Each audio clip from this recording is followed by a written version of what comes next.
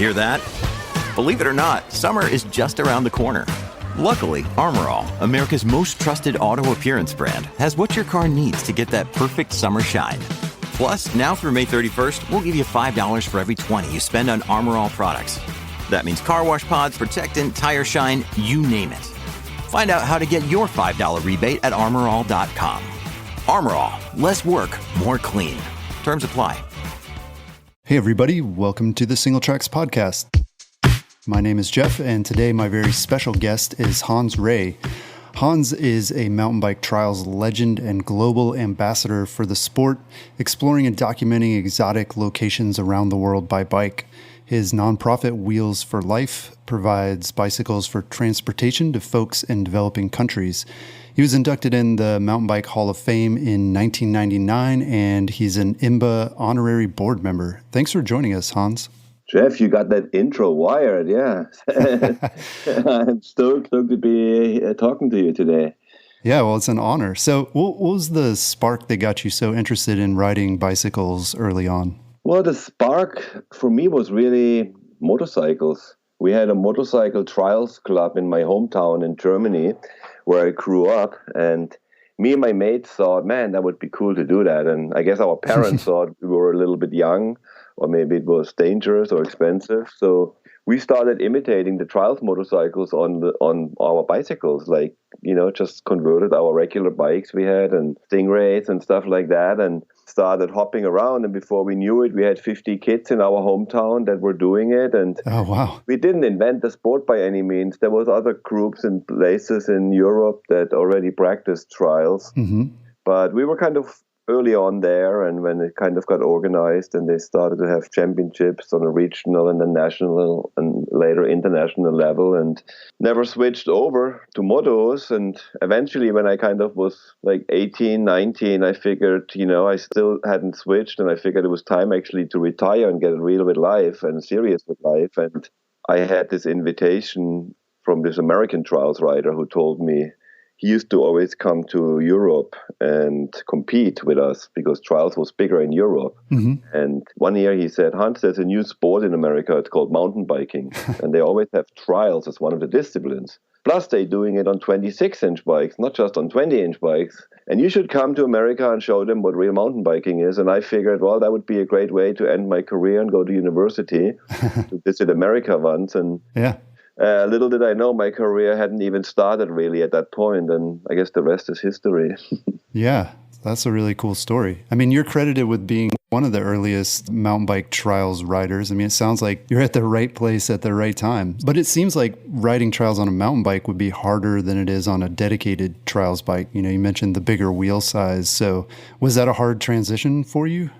Well, first I started doing it on a 20-inch bike. Even here in America, they had the modified class. That's where that word modified and stock bike trials. In the stock was a regular mountain bike. Mm-hmm. And yes, people looked at it like kids' bikes, the 20-inch bikes, or they looked at it as a specialty bike, with a bash guard and all that stuff and a really small chain ring. And once I started doing the same moves on a regular mountain bike, the people could relate better to it, and they would even appreciate it more and respect it more. And so, yes, that helped. And it was initially certain moves were definitely harder on the mountain bike, and other moves were maybe easier.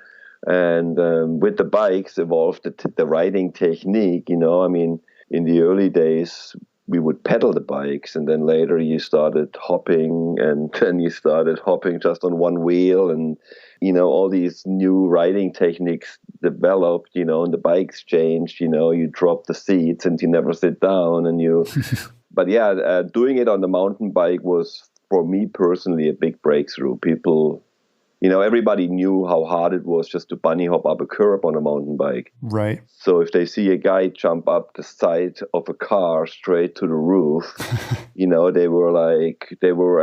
think they could relate to it, and it impressed them. Yeah. Well, it seems like that was really good marketing as well. I mean, I guess that was a big part of why the sport had so much interest, from the industry and from consumers alike. I mean, you were showing like what these bikes were capable of and making them look cool, I guess, too. Yeah, that was all part of it. And me as a trials guy, what we always did besides the competitions, we did trial shows, and they were popular with the spectators and at events, and back in Germany, it could be at a car dealership or at a town festival or whatever occasion, we would like demonstrate some skills. And people can watch it and relate to it, and that translated later with trials competitions back in the days of in the late 80s. When I first came to America, I was 87, and at that point the mountain bike boom hadn't really started yet. There were these competitions, and in the old days you had a stage race, and a stage race was a mountain bike race where you had to do cross country, trials, and downhill on the same bike. Oh, wow. And so trials was a big part, and the trials competition was always a spectator event, because in a cross-country race, the guys would disappear in the woods and then they come back eventually. But in a trials competition, it was like on the lawn, like in Mammoth Mountain, they had a huge trials every year, and thousands of people would come and watch us, and it was a big spectacle.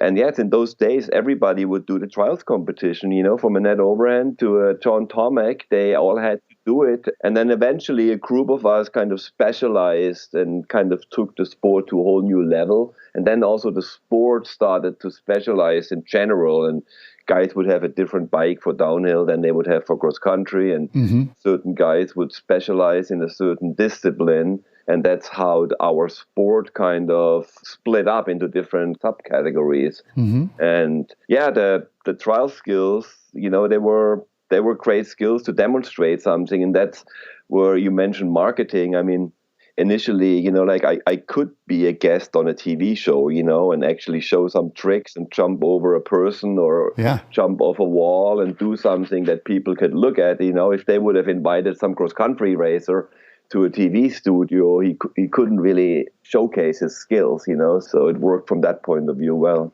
Yeah. Well, speaking of these sort of different disciplines that we all have now in mountain biking, how that all split up, how's mountain bike trials riding related to free riding? Is there some crossover? Did free riding sort of grow out of that?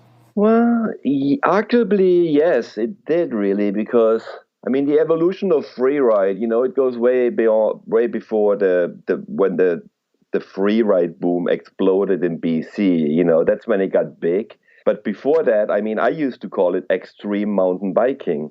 Yeah. And, because I was looking at the extreme skiers in the early 90s, the guys who would jump off cliffs and stuff, like the Glenn Blakes and the Scott Schmidts of this world. And I was like, wow, that is cool. I don't want to be a mountain bike racer anymore. I want to be an extreme mountain biker. And that's when I started my first videos that really... those videos we started doing in 91, 92, and then after that, they were the biggest game changer for me. And that was like way before the internet, and basically what YouTube was for Danny McCaskill was VHS for me. Right. And we did these trials videos, which merged over into extreme mountain biking. We would ride the steepest trails we could find and do crazy stuff and show some personality and lifestyle. Right. But yeah, so there was definitely trials roots there. And when I first came to America in 87, I happened to immediately got introduced to the Laguna Rats. And the Laguna Rats is one of the oldest mountain bike clubs in the world. Right. As a matter of fact, they're in the Mountain Bike Hall of Fame as a club. And the Rats not only made me a real mountain biker, they had a Wednesday night ride every Wednesday. And actually to this day, I'm going to go tonight. Oh, cool. And every Wednesday they had they started 5 years before I came to the States. So it's really an old club with old traditions. But those were core mountain bikers. And because in the late 80s, as I told you earlier, when they had those stock bike these stage races, all of mountain biking started going towards racing. And they made mountain biking out. It was all about racing. And the original spirit from the clunker guys, that was really a free ride spirit. That kind of got lost. And the Rats was a club that kept that alive. Those guys would wear T-shirts and they would go bush hiking, biking and ride the steepest trails and drink beers and keep that spirit alive, have campfires afterwards. So anyway, that's that. And all of those guys were trials guys, or a lot of them were trials guys, and they all would practice their trial skills, and see who can ride down the steepest trails, but also compete in trials. And so yeah, trials is definitely rooted into the original free ride, and And just one last thing to this subject is, I mean, look at how the North Shore started. That was very trials based, the old school North Shore, when they had these skinnies and all that stuff, and teeter-totters and stuff, was very trials like. Yeah, that's really great to hear that, like, historical perspective of like how all this stuff developed and branched apart over the years. So you're actually, if my math is correct, you're 52 years old and still going strong, still making videos, traveling the world on your bike. How have you managed to ride so hard for so long? Yeah, I'm actually going to turn 54 in a couple of months. But yeah, you know what? I don't know, man. I don't know the answer to this. I mean, since I was 16 years old, I literally would say, I'm going to do this a couple more years and then I'm going to retire. Mm-hmm. And I would have never thought that I would be able to do it professionally for so long. When I first came to America and really I had all these opportunities.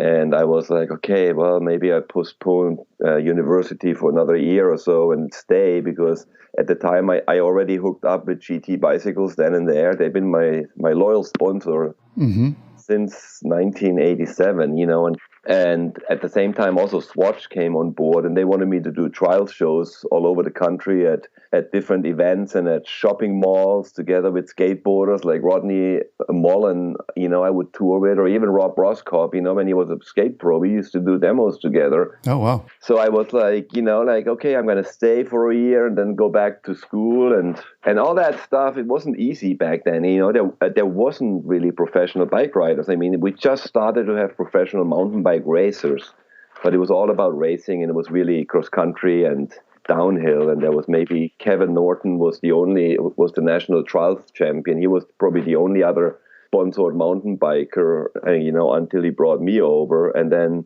from the trials background. But anyway, and then once I started doing these antiques outside of racing and competing, when I do trial shows, when I would be on TV shows, when I start doing these videos that would really spread all over the world, in a way, the team managers often didn't quite know what to do with me, or what to, we don't have budget for that, or, I would get the shitty paycheck, even though I would generate much more exposure and stuff. But that's right. It was at the beginning, even in racing, even the downhillers were the underdogs, because the team managers traditionally came from road riding, and so they could relate to cross country the most. Mm-hmm. And downhill was next, and then like dual slalom, and then the trials guys down the ladder, and and it's still a little bit like this, but that's how this culture was spread. But I would have never thought that I would be still able to do this professionally, like literally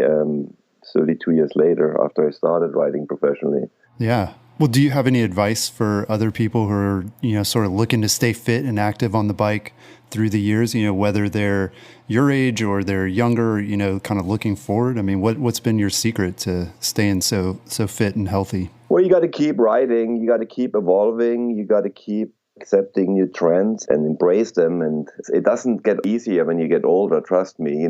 I can feel it in my bones and all that. And if you take a break or if you get injured, it takes longer to recover. But you got to keep throwing wood in the fire, not only on the physical side of things in terms of staying fit and in shape, but also mentally in terms of keep being motivated, and also,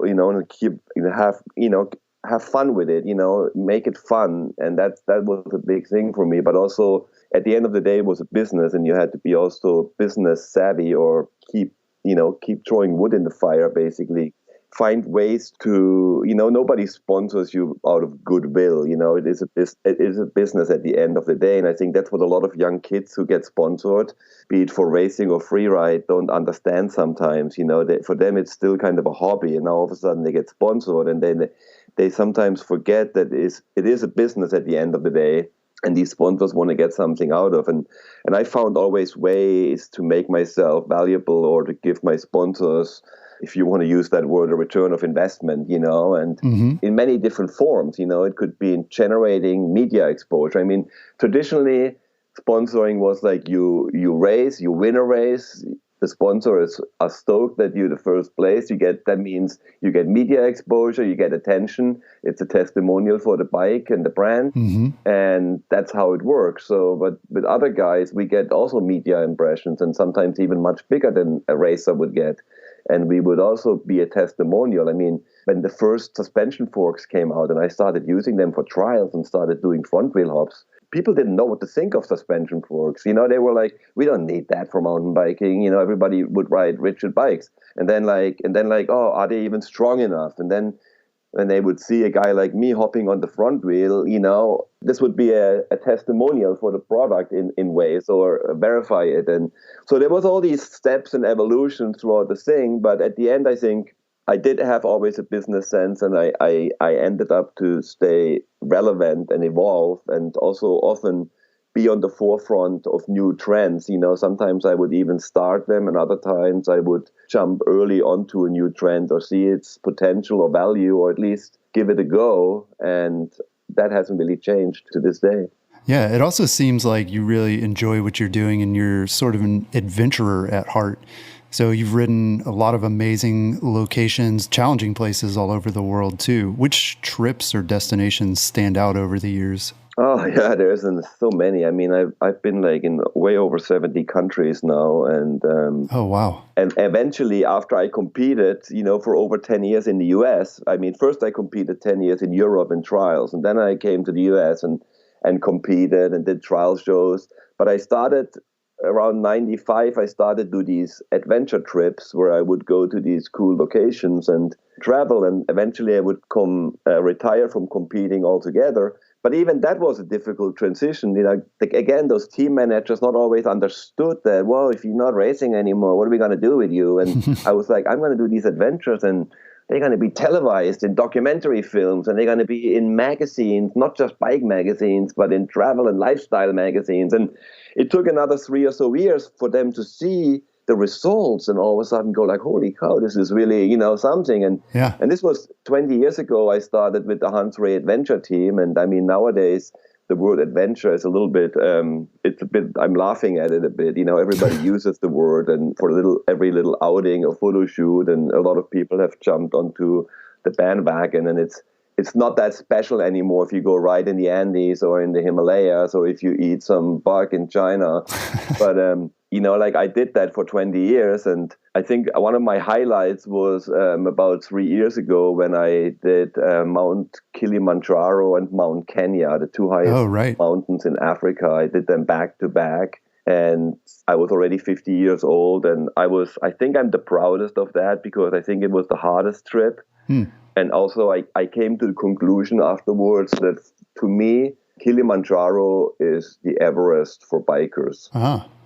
Kilimanjaro is almost 20,000 feet, 6,000 meters. And I know people have been higher with bikes, and they carried them way over 7,000 meters. But it usually doesn't make sense when you go higher than over 6,000 meters, because it's all snow and ice, and the people usually just carry the bikes up and down, and they do it for the sake of the Guinness Book of Records or so. Right. But Kili is a mountain that you still have to carry your bike up. The air is just too thin, and the ground is too soft, or it's too steep. But you can actually, we did ride the whole thing down. I did that trip with a German rider called Gerhard Zörner, and also with Danny McCaskill. Right. And our goal was, we weren't the first to be on Kili, but we were the first to do Kili and Kenya back to back. And we were also the first to basically road the whole thing down. Most people carry their bike on summit day up and down the crater there, the steepest part. So yeah, that was a highlight for sure. Yeah, very cool. What's on your bucket list? Where are the places? I mean, you've been to 70 countries already. Are there still some countries you're hoping to hit with your bike someday? There's a few places on the radar that I haven't been to. But you know what I really got inspired by lately is these urban adventures. After going to all the remote corners in the world, I've been lately doing these urban adventures, and it's basically, I pick these big cities in the world that also have really incredible nature left and right. And my first trip was basically a 5-day traverse of Los Angeles. I did it right here in my hometown. I figured, why always travel 14 hours or, somewhere, like if I have such great stuff here in California. And like, if you are familiar with Los Angeles, to the east, you have the San Gabriel Mountains with Mount Wilson, and they have incredible trails. I mean, there's waterfalls you could think, you in Yosemite, and then go around the corner and there's downtown LA. And then on the other side, you have the Santa Monica Mountains with the Backbone Trail and all kinds of stuff. And in between, you have this crazy urban jungle that has these not only famous landmarks, but it has also these remote neighborhoods and places. And often they also connected by trails or staircases. And, and it's such a fun way to explore these cities, and you have that contrast, on day one with nature and harmony, and then you have this urban jungle with chaos and traffic, and sometimes you come through a homeless shelter or a camp, and then you go down another staircase and you pop out next to Britney Spears' house or so, and it's like it's a great way. In the last stage, we traversed Catalina Island, and we brought e-bikes into the mix. So some of those stages, especially the urban ones, we did on e-bikes, while the other stages we did on regular mountain bikes. And just recently I launched a film for my second trip that was in Napoli, in Naples, Italy, that 3,000-year-old city. And we started at the Amalfi Coast and went to the Vesuvio volcano. And both those trips, Trans-Napoli and Trans-Angeles, are both on my YouTube channel as full-on documentary films. Yeah, those have been really fun to watch. I love how you're able to find new places to ride in these unexpected places. And like you said, you don't have to travel halfway around the world. I mean, a lot of these spots are right where we live. Really, right where you are. And it's also a great way to meet the people and the culture and the places and the food. And there's so many things, like in Naples, we got access to these underground tunnel systems that have been built thousands of years ago. And they've been used for whatever, to hide in the war or as water cisterns, or, where the old Romans would store the water supplies for the city, or whatever, like secret tunnels. And we got to ride under there, and there's so many cool things in those cities. It's really exciting. So that gets me ticking these days. Yeah, cool. Yeah, and it's a lot of fun to watch as well. So you mentioned that part of what's allowed you to remain relevant is to stay on top of trends and to always be innovating. So in 2008, you coined the term flow country trail to describe a trail that's basically, and I'm quoting you here, never steep, extreme, or dangerous. And also you say that it's a trail that can be ridden by all skill levels and on any kind of mountain bike. So it's surprising to me and probably some of our listeners to think that the idea of purpose-built mountain bike flow trails was new back then. What did you see sort of in 2008 that led you to think that these types of trails would be popular with people? Well, there was already purpose-built trails around, and there was flow trails around, but traditionally the flow trails were built by more like the core riders, and they were not exactly beginner-friendly. So you had to be quite a good rider to ride a Whistler bike park, or right. And the trails were also built often, like unsustainable and unpredictable. So, like you might have a perfect little jump and a perfect berm, and then the next one is completely abrupt or wrong build. And if you're a good rider, you can compensate. But if you're a beginner, you might get sent, And yes, they had beginner trails also back in those days. So we didn't invent any of that. We just my idea was to define our language, our mountain biking language, because the Eskimos, they have 10 different words for the word snow. Depending on its consistency. And for us mountain bikers, a trail is a trail, and fun is fun, and flow is flow. And you never really know what somebody means when they say that. Right. And flow is a big family there's all kinds of flow trails. And a flow country trail is just a certain kind of flow trail that is never steep, never extreme, and never dangerous. So some people would have told you even then, like 12 years ago, when I coined that term, that, we have that already. We have to begin, it's our beginner line or the easy line. And it's like, but back then, the easy lines were often really not built well. So, and they would be super boring for a good rider. But my argument was, if you build a beginner trail really well, a top guy like a Steve Peat or whoever would have just as much fun as a first-time rider. Steve Peat might just go twice the speed or double some things up. Right. But the thing is, if a trail is built right, you feel like you're on rails, and it's like a symphony, and it's like unfolding, and you get this feeling of weightless, and you float through the trail, and you flow. And that's art, not, there's a big difference between, in the old days, and some people still think that today, is like they think like, oh, anybody can build a trail, hand out some shovels and let's go. But the really great trail builders in this world are masters, like a Beethoven or so, and they build stuff really perfect and good, and like I said, sustainable, predictable, and really creative. And so that's something that's the aspect really we only brought there. But especially from a tourism point of view, in Europe, a lot of the tourism, the ski resorts, they went into mountain biking. And then they have this pro come in and they build a trail, and he's like, oh, that's really easy. It's only a 18-foot jump, Usually I would take a 30-foot jump, so anybody can do that. And it's like, and then it wouldn't work, like the ski resorts make their money with the blue runs and skiing, and it's in mountain biking the same. And if you build those trail rides, and, it has proven correct, the word flow country didn't become global, but the flow country trail concept of having these trails and building a trail that's never steep, never extreme, and never dangerous, and making it right has grown. And all the places, including Whistler, they have paid much more attention towards beginner-friendly trails in the last 10 years than they have towards hardcore trails, because they need it, and they also need to build it right. I mean, if you ask anybody at Whistler what they could do different, one of the things they would tell you, we would build every trail 2% less steep, because they not only become more beginner-friendly, but they become more sustainable. The trails would never be so... They wouldn't get worked as hard at the end of the summer, if they wouldn't have so many break bumps. And so those are all things people had to learn. And that's something, like I worked really close with this Didi Schneider. He's a German trail builder. He's, in my opinion, one of the top 3 guys in the world. When, we always talked about that kind of stuff. I mean, I told him one day about this flow country idea. He said, this is exactly what we need. Everybody wants a trail like this, but people didn't even know what to call it or how to describe it.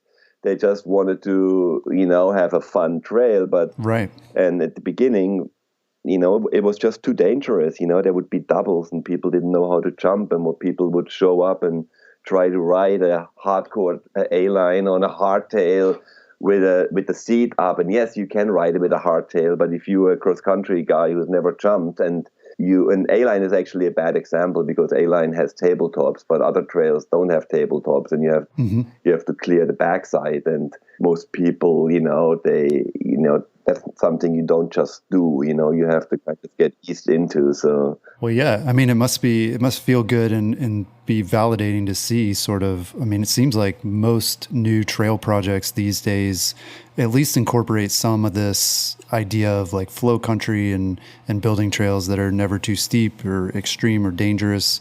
I mean, what's the future of flow trails, or more generally purpose-built bike trails? Is there still room to improve on the concept or to expand it out? Yeah, there is. I think in general, the next kind of decade of mountain biking, the last 3 decades were predominantly dominated by the bikes we rode and the material and the technology of the bikes. And in the last 10, 12 years, 15 years, trails became more important. But I think the next 10 years, it will be all about where we ride. There will be so many cool places or trails going to be created, and all kinds of trails. I don't say every trail in the world should be a flow country trail or even a flow trail, I mean, old school trails and have their place just as much as any other.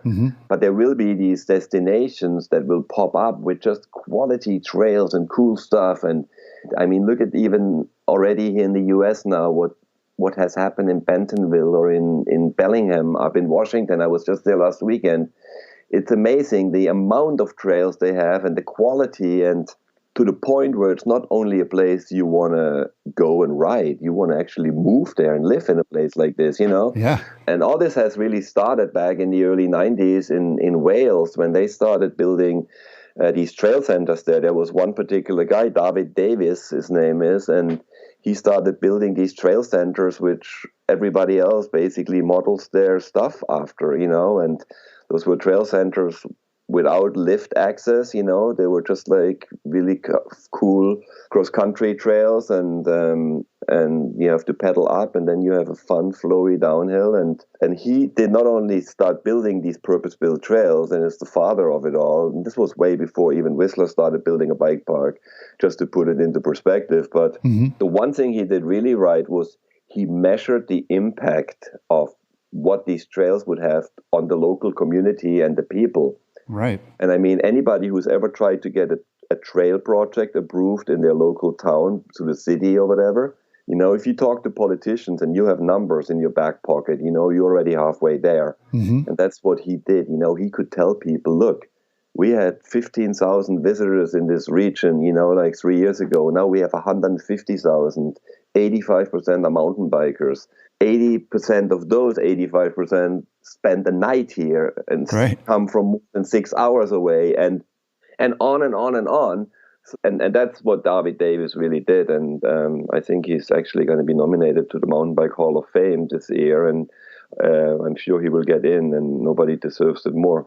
Yeah, that's really cool, because we definitely hear that a lot more about the economic impact of mountain biking. And yeah, it seems like communities all over the world are embracing that and finally believing in it. But yeah, it took getting that data and sharing it out to make it happen. No, it's amazing. I mean, beyond comprehension. I mean, there's literally projects happening left and right. I mean, somebody just told me the other day, hey, we are going to do a 14 million euro trail project in our area. Whoa. And we need some, we need some advice, how to go about it. But I mean, stuff like this, it's like, imagine if you would have heard that like 20 years ago, you're lucky if you had $500 to build a trail, and then you do it by hand and do it all by yourself or with your friends. Well, yeah, it's cool to talk about how trails have evolved and to see how that's changed over the years. What's it been like to see the evolution of mountain bikes over that same time period? Well, it's been a journey, I tell you. And sometimes I look at these old bikes,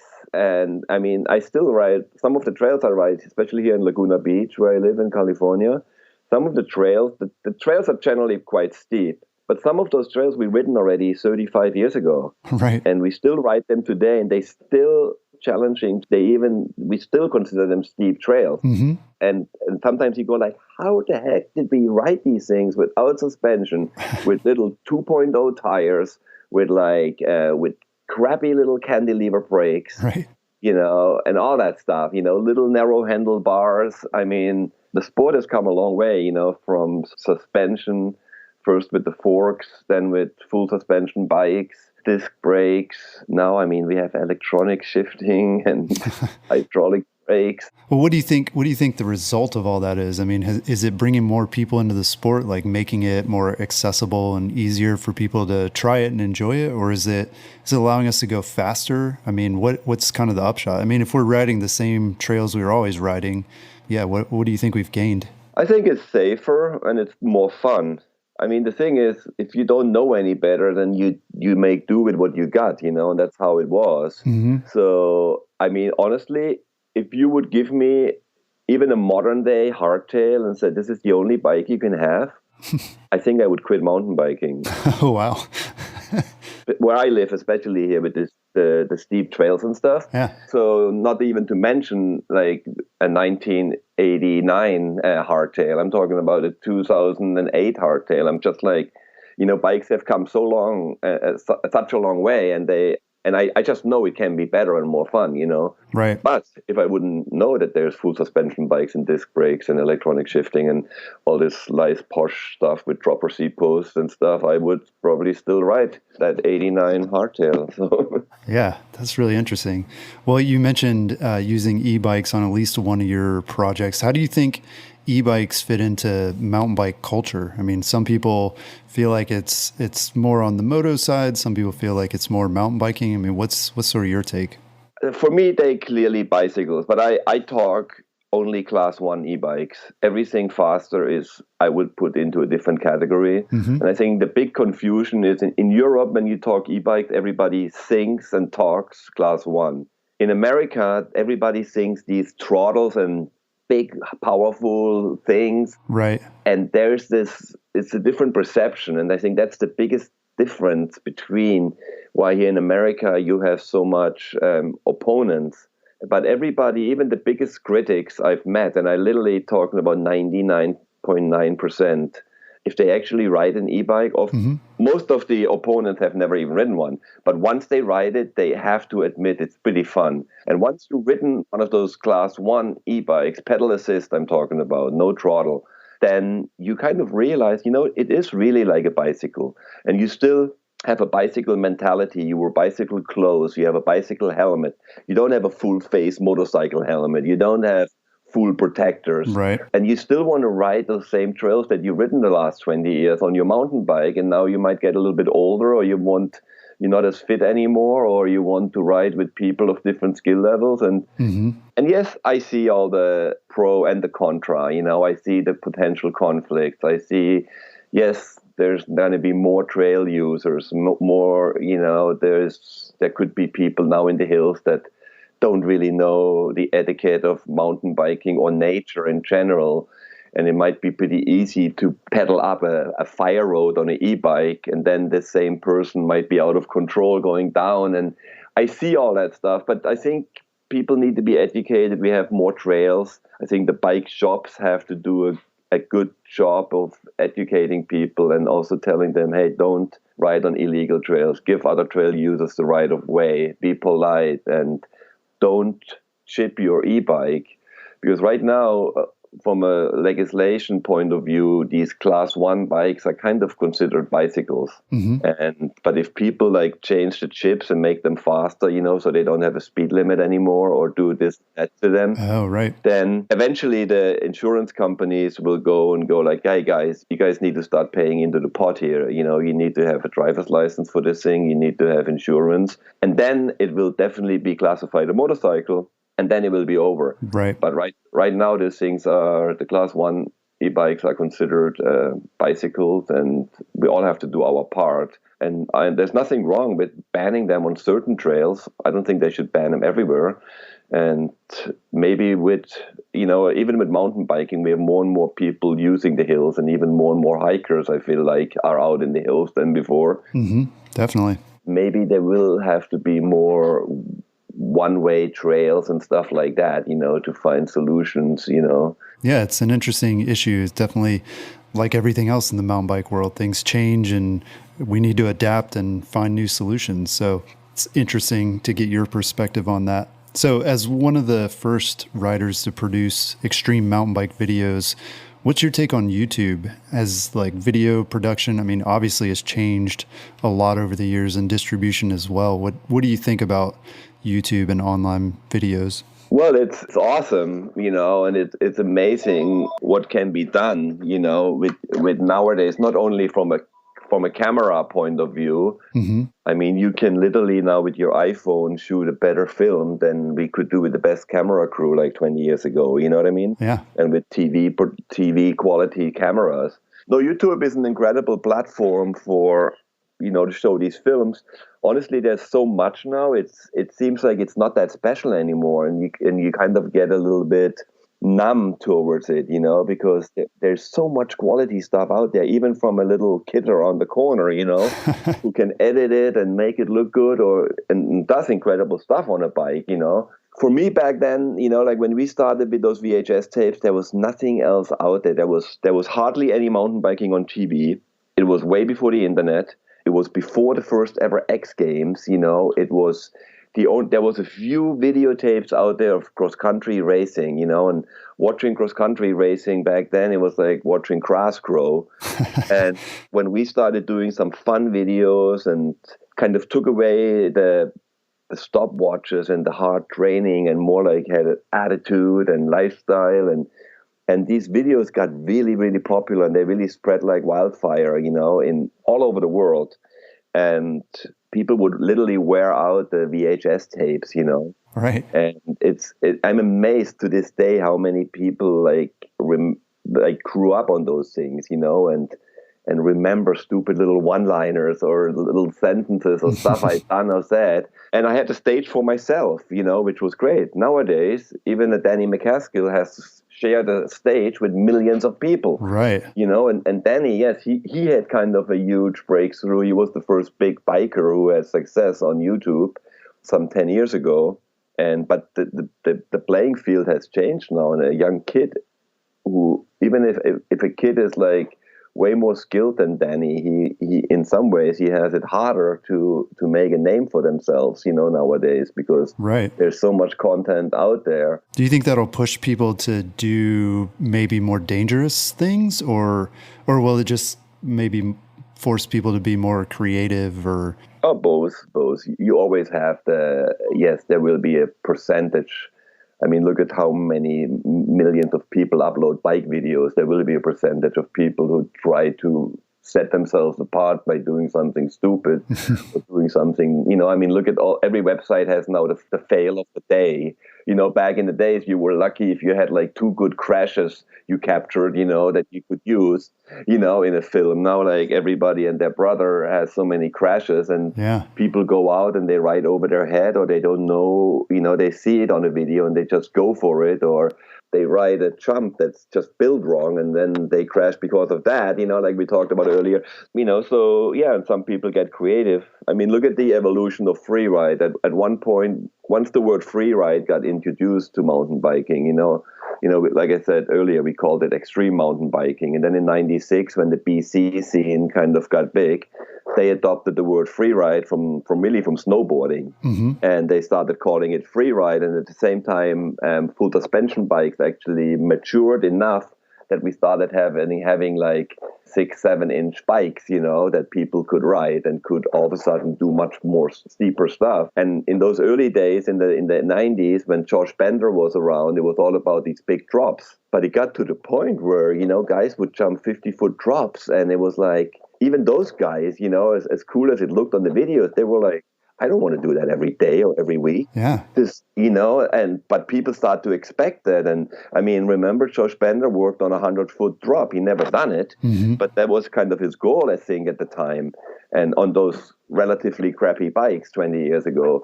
And then all of a sudden people were like, you know what? No, let's go half the height, but start throwing tricks.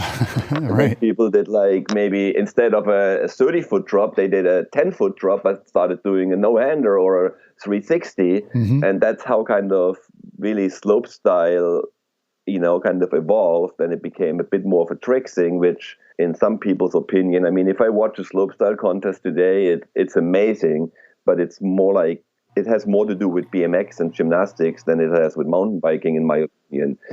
So I'm a bit more of a fan of the traditional big mountain stuff, like a Rampage or so, where it's a bit more, big mountain riding. So, but there's something for everybody, and I think, yes, it will evolve into every single direction, and then often it will probably spin back again to the originals. I mean, look at if you followed what Rat Boy's been doing, and those guys with his 50-1 gang, and when they were like, because everybody had such posh productions, and guys would literally, even in the bike industry, there would be people who would spend $250,000, $500,000 on one little YouTube clip to produce it. Ooh.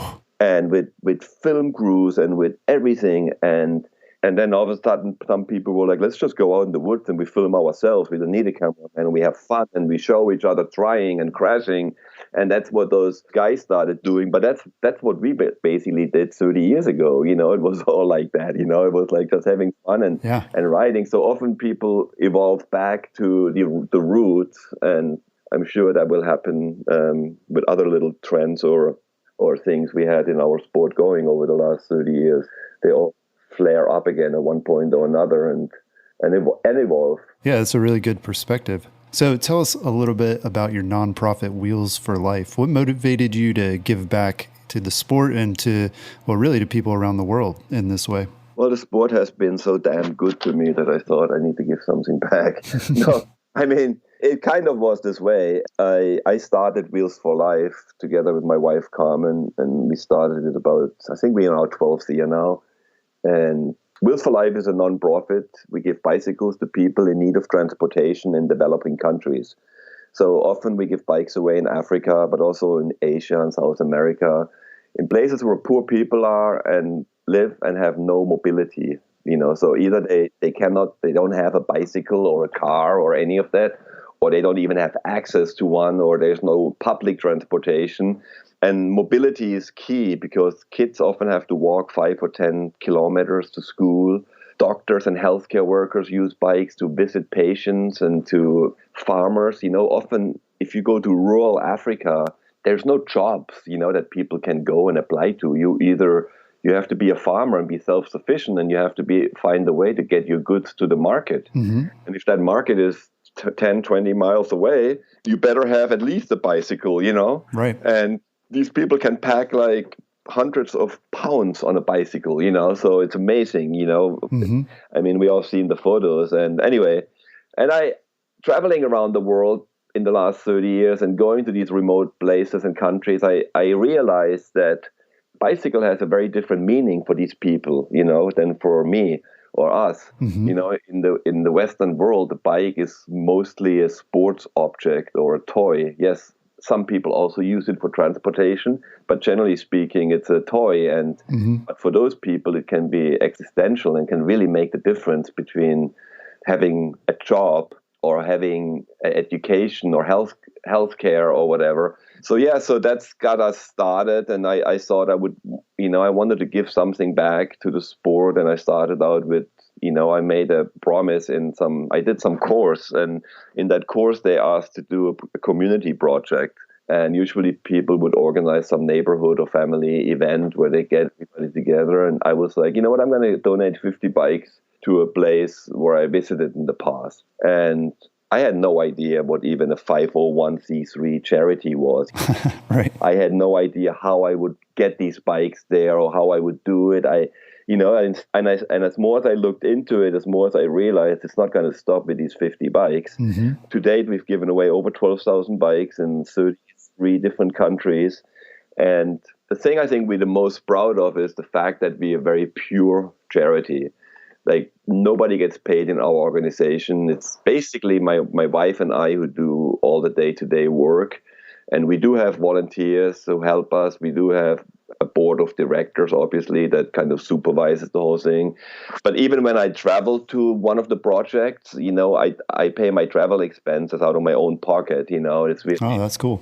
So we are pure in that sense, and it's kind of a neat thing. So, I mean, at the end of the day, 12,000 bikes is still a drop in the bucket, considering that there's millions of people who could benefit from a bike. But, we're doing our part, and there's other organizations who do similar work.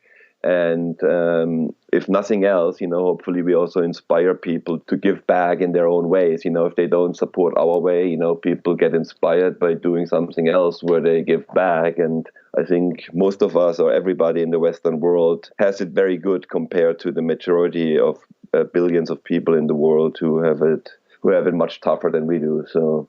Yeah, that's really cool. How you're able to recognize that need and then to use, bicycling, something that you're very passionate about and something that you've lived for your life, and using that to help other people. So that's really, really cool. Thanks.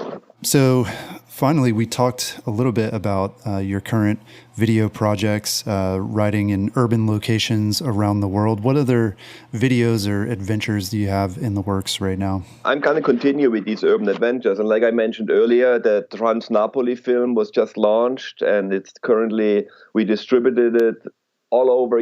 People often ask, how come Hans Ray still sponsored? He's bloody over 50, and one of the reasons, I mean, we talked about some of that stuff already, is I do generate media exposure. And just to give you an example, this Trans Angeles, for example, the Trans Angeles adventure was published in over 25 magazines worldwide. Oh, wow. And not just with like one photo and a mention, like with like an average of 8 to 10 pages, Oh, wow. And then we made a half-hour TV show out of it, and that got distributed to over 80 countries. It was broadcasted over 3,000 times. Oh, wow. Cool.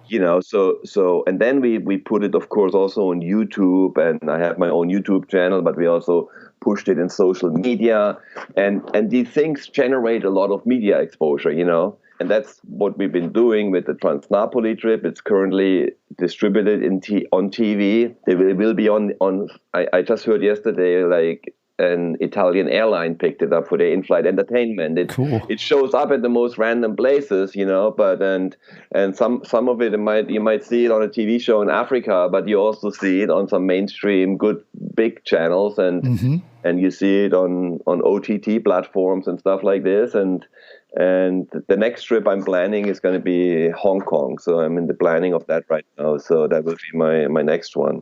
Yeah, very cool. Well, yeah, I mean, you're truly a global ambassador for the sport and introducing people who maybe aren't familiar with mountain biking to the sport, which is really cool. And there aren't a lot of people out there doing that. So thank you for all that you do. And thank you for taking the time to talk with us today.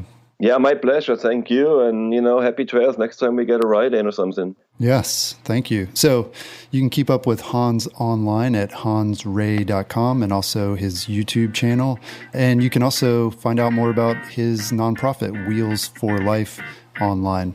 So I've got this week. We'll talk to you again next week. Peace.